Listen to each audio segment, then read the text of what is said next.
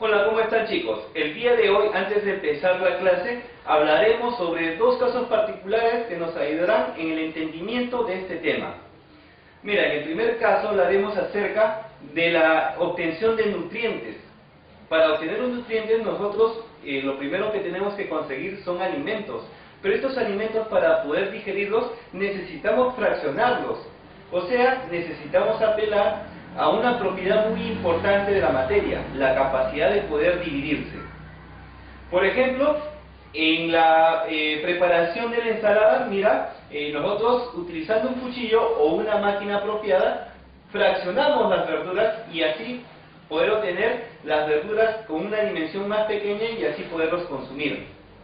Ya luego en nuestro tubo digestivo se seguirá degradando este alimento para poder obtener los nutrientes.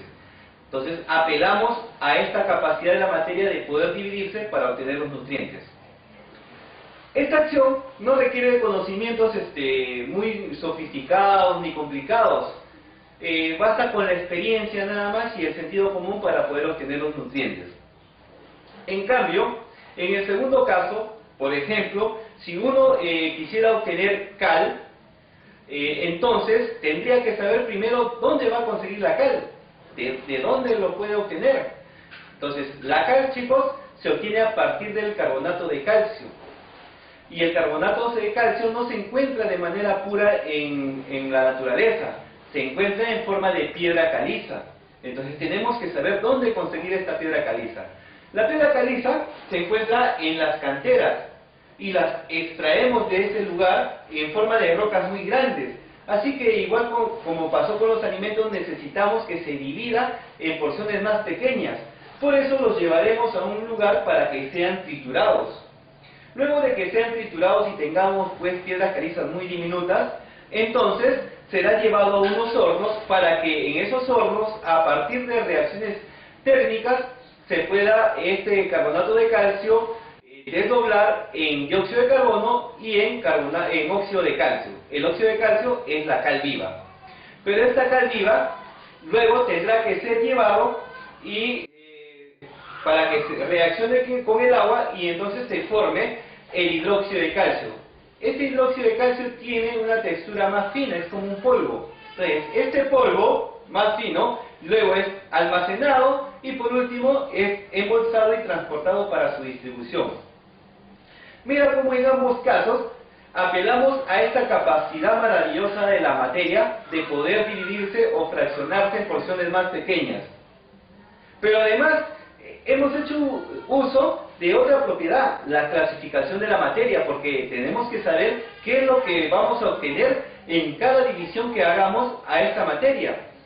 Entonces, el tema del día de hoy, chicos, justamente es división de la materia y clasificación de la materia.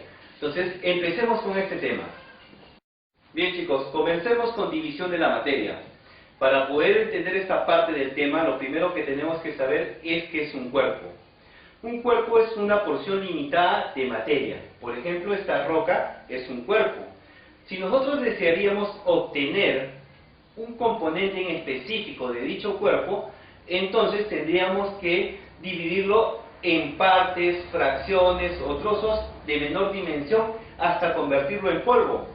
Algo parecido como sucedía cuando queríamos obtener los nutrientes de los alimentos, teníamos que fraccionarlos. Para poder convertir ese cuerpo en polvo, necesitamos utilizar algunos métodos de división. Esos métodos de división son métodos de tipo mecánico, como por ejemplo la trituración y la pulverización. Este polvo del cuerpo inicial contiene todos los componentes de dicho cuerpo, pero ya dije yo que quería un componente en específico. Entonces, para poder obtener ese componente en específico de ese polvo, voy a tener que utilizar métodos de separación de mezclas, como por ejemplo la decantación, la levigación, la filtración y otros métodos que más adelante vamos a ir conociendo. Entonces, tanto los métodos mecánicos como los métodos de separación de mezclas, todos ellos son procedimientos físicos en los cuales no se va a afectar las propiedades de cada uno de los componentes. Entonces, así voy a obtener uno de los componentes en específico. Pero ¿qué pasaría si ese componente en específico es un compuesto? O sea, una sustancia que está constituida por varios tipos de átomos, o sea, elementos. Y yo quiero obtener, además, un solo tipo de átomo, o sea, un elemento de ese compuesto. Entonces tendría que separarlo en sus constituyentes y así obtener ese elemento, o sea, átomos de un mismo tipo. Entonces ya no podría utilizar métodos o procedimientos de tipo físicos, sino que ahora utilizaría procedimientos de tipo químico, como por ejemplo la electrólisis, la pirrólisis, la fotólisis, la catálisis y otros procedimientos que también luego vamos a ir conociendo. Entonces, así es como yo voy a utilizar diferentes métodos para poder obtener los diferentes grados de división de la materia. Tenemos que conocer cada uno de ellos. No te olvides, tenemos los procedimientos de tipo físicos en los cuales no se altera pues las propiedades de cada uno de los componentes del cuerpo inicial, y tenemos los procedimientos químicos.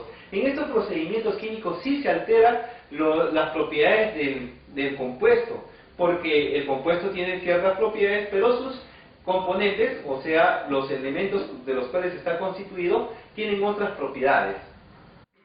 Bien chicos, pasemos a la segunda parte. Bueno chicos, ahora sí, para poder interiorizar todos estos conocimientos, vamos a responder dos ejercicios sencillos sobre el tema de división de la materia. El primer ejercicio nos dice que completemos de manera coherente la siguiente frase.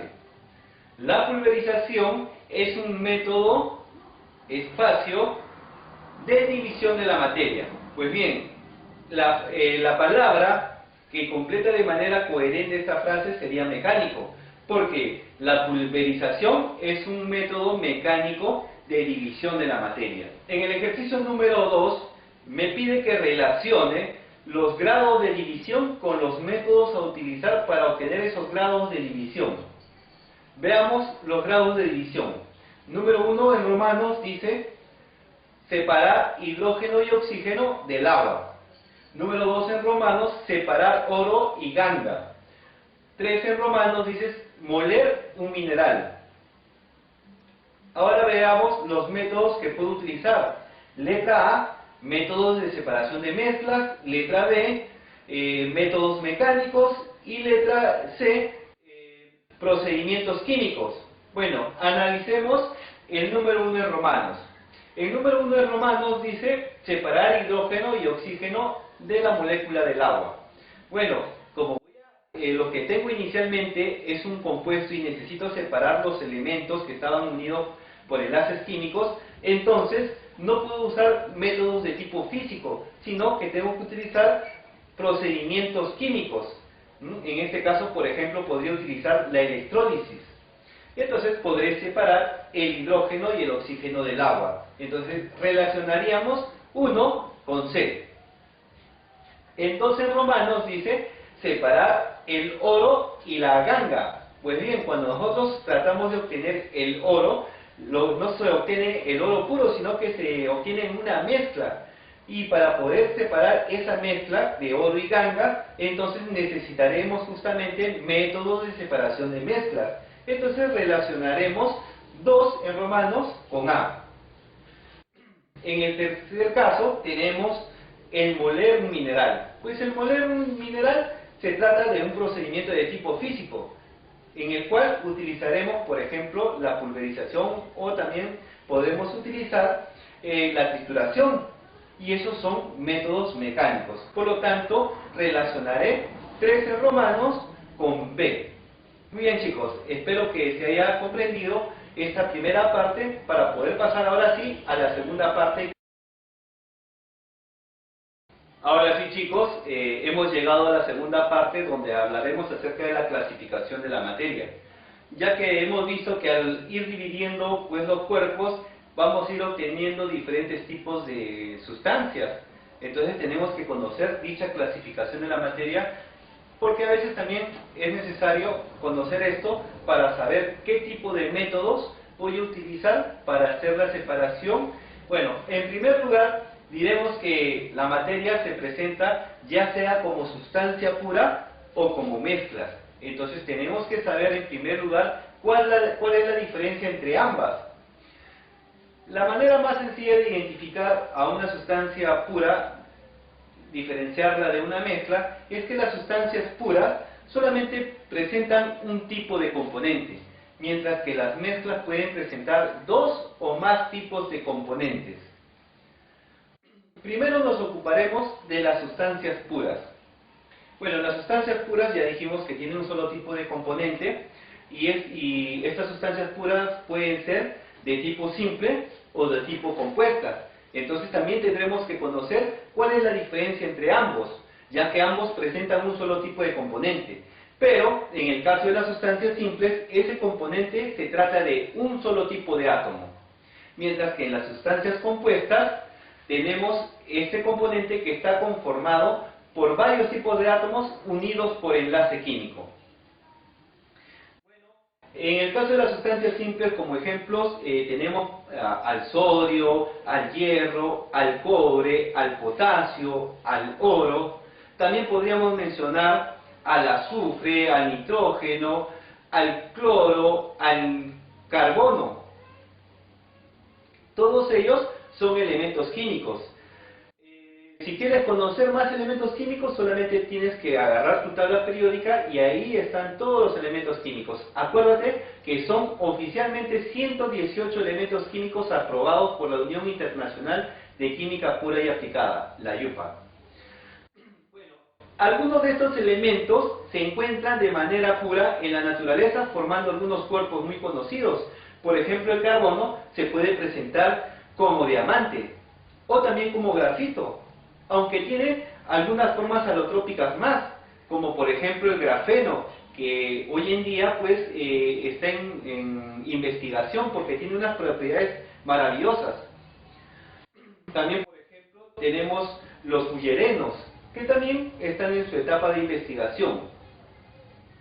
Bueno, para obtener las sustancias compuestas, lo que yo debo hacer es agarrar estas sustancias simples y unirlas mediante enlace, pero al unirlas mediante enlaces, las sustancias iniciales van a perder sus propiedades y van a formar nuevas propiedades.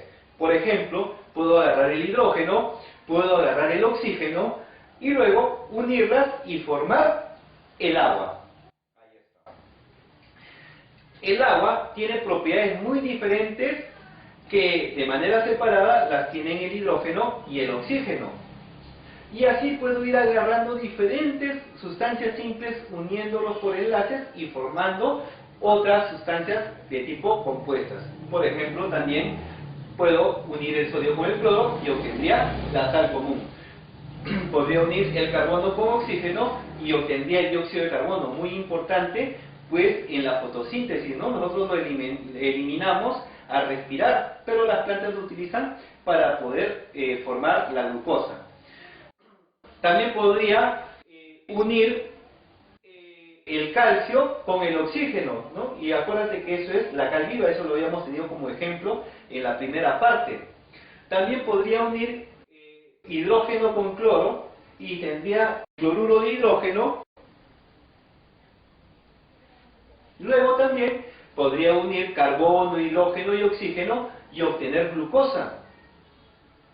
Y así podría ir obteniendo otras sustancias, otros compuestos como el ácido acético, como el metanal, el etanol, el propano. Todas ellas sustancias muy importantes en nuestra vida cotidiana. Por ejemplo, la glucosa, acuérdate que es un producto de la fotosíntesis y que nos sirve a nosotros para poder obtener energía, ¿cierto? La glucosa nos sirve para poder obtener energía porque la transformamos en ATP, adenosín trifosfato.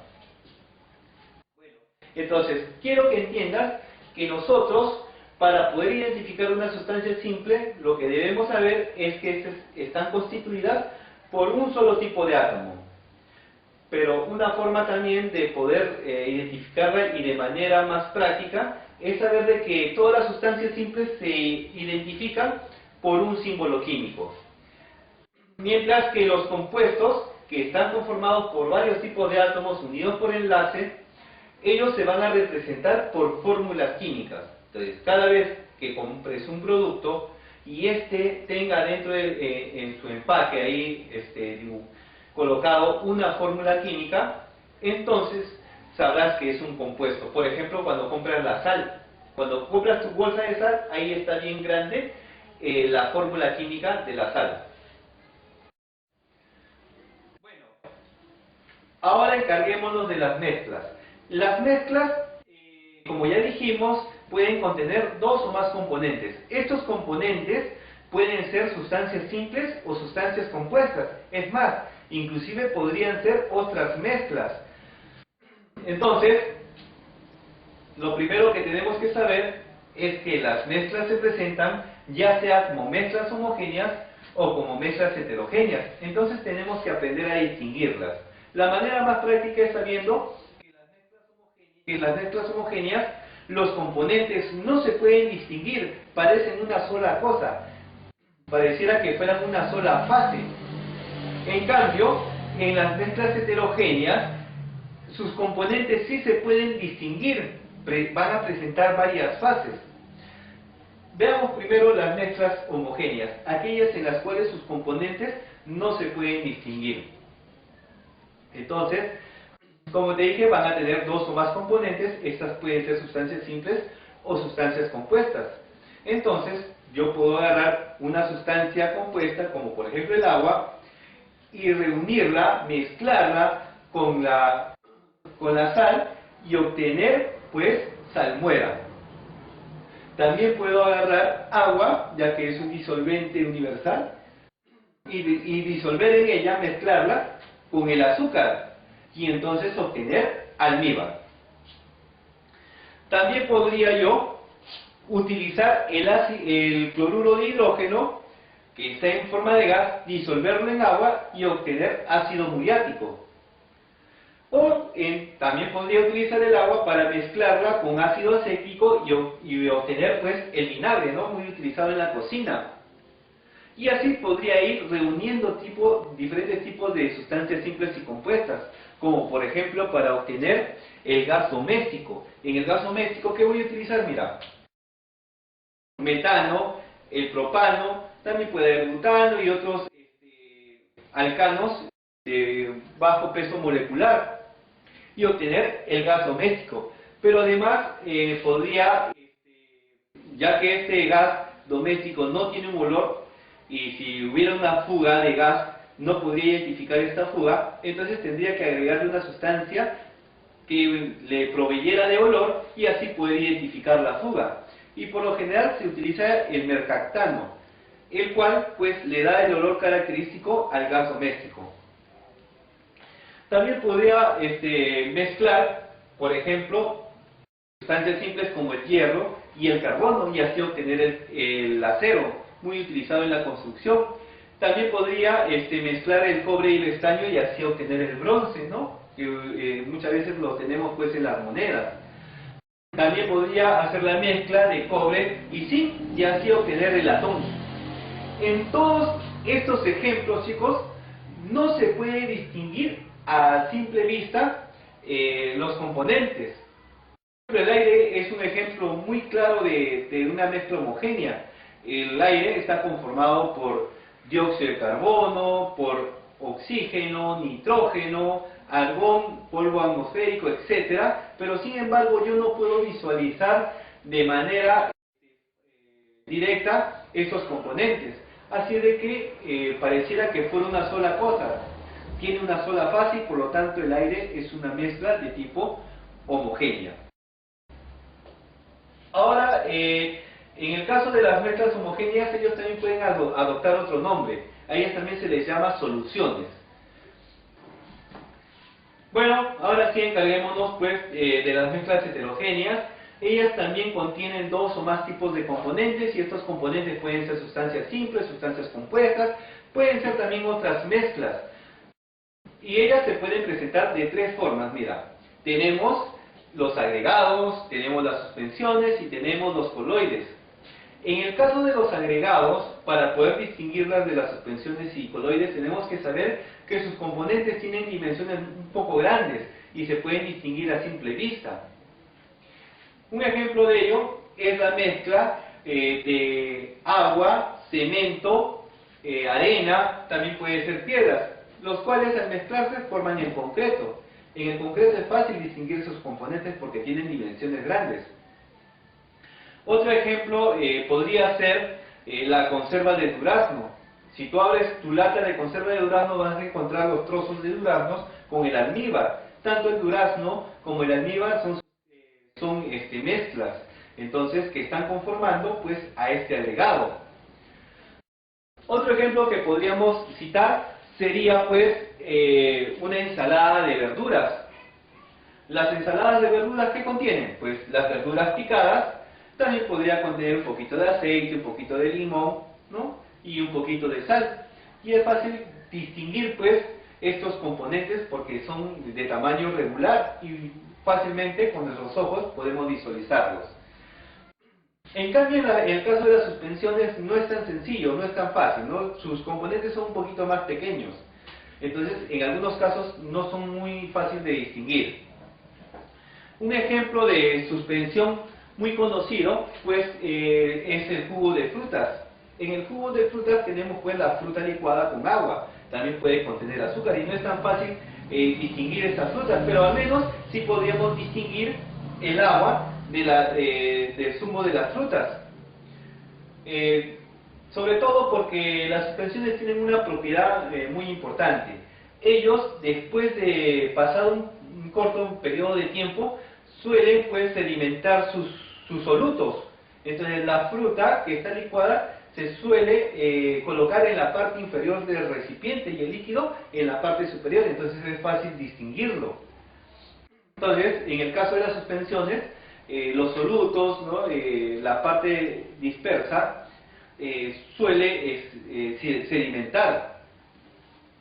Otro ejemplo podría ser la leche de magnesia. La leche de magnesia es esos frasquitos que utilizamos, esos remedios para cuando tenemos algún tipo de indigestión, lo compramos en la farmacia. Si tú tratas de ver los componentes en la leche de magnesia, sería un poco difícil de distinguir sus componentes, pero como te dije, todas las suspensiones suelen sedimentar pues su parte dispersa. Entonces, si tú lo dejas reposando esta leche de magnesia durante un periodo de tiempo, para cuando lo tengas que tomar, te van a decir que primero lo agites, ¿no? Porque la parte dispersa se ha acumulado en la parte inferior. Otra forma, o otro ejemplo de una suspensión muy conocida, por ejemplo, sería un antibiótico. Un antibiótico muy conocido que te aplican en las farmacias es la amoxicilina, ¿no? La suspensión de amoxicilina, el cual contiene justamente la amoxicilina diluida en agua. Cuando el doctor o el médico o el de la farmacia, cuando te va a aplicar la inyección, lo primero que hace con ampolleta de amoxicilina es agitarlo, porque de la misma manera que los otros dos ejemplos, en el caso de la suspensión de amoxicilina, la amoxicilina se va a ir acumulando en la parte inferior, va a sedimentar. Es por eso que es necesario agitarlo. Entonces, a razón de esta propiedad, las suspensiones son fáciles de identificar. Cada vez que tú compres un producto y antes de consumirlo necesites agitarlo, entonces se va a tratar de una suspensión. Otro caso son los coloides. En el caso de los coloides, estas partículas son más pequeñas.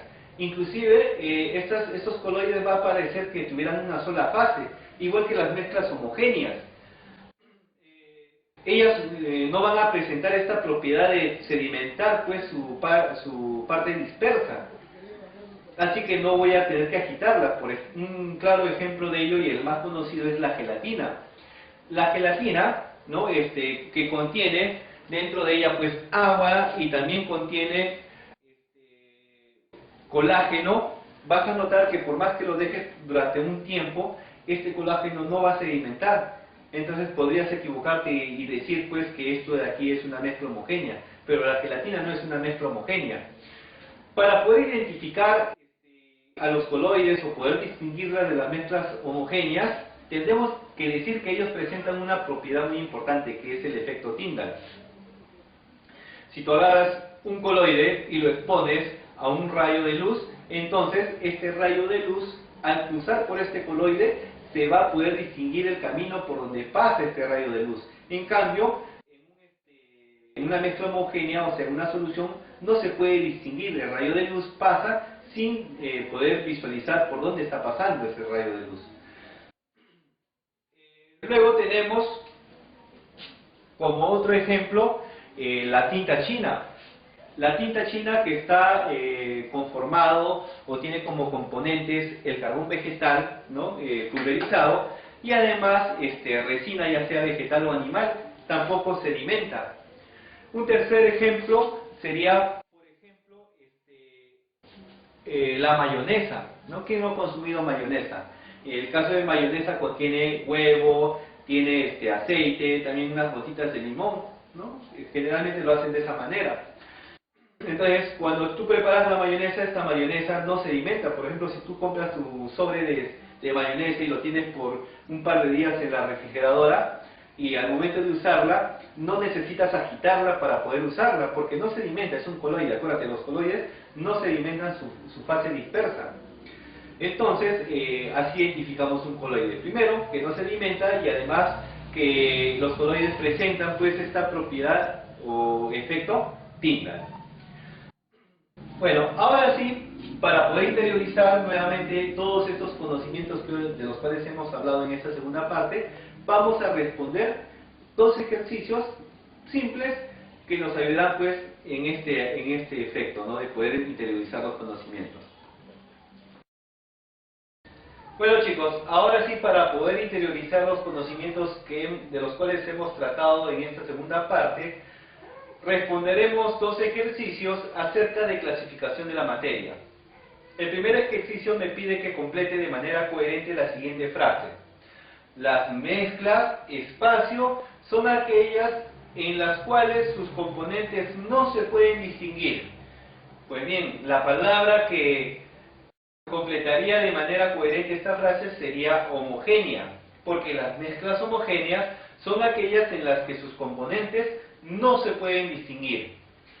En el ejercicio número 2 nos pide que relacione el cuerpo con la clasificación que le corresponde. Veamos los cuerpos que debemos relacionar. Número 1 en romanos dice anillo de oro de 24 quilates. Número 2 en romanos dice ensalada de frutas. Número 3 en romanos dice ácido sulfúrico.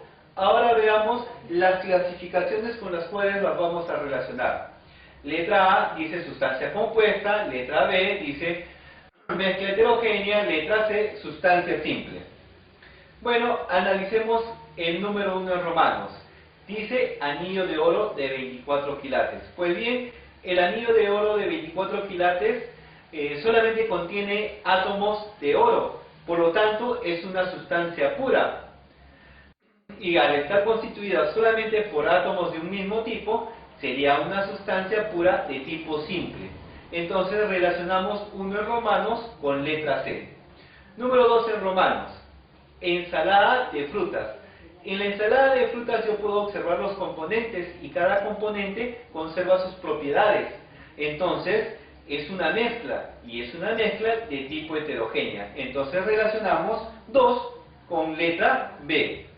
Y en número 3 en romanos encontramos el ácido sulfúrico, el cual está representado por una fórmula H2SO4. Entonces, al estar representado por una fórmula, se trataría de una sustancia compuesta. Entonces relacionamos 3 en romanos con letra A. Muy bien chicos, espero que hayan comprendido el tema y que les haya servido estos dos ejercicios para poder terminar de comprenderlo. Ahora sí, espero que puedan responder la práctica que se les ha dejado de manera virtual.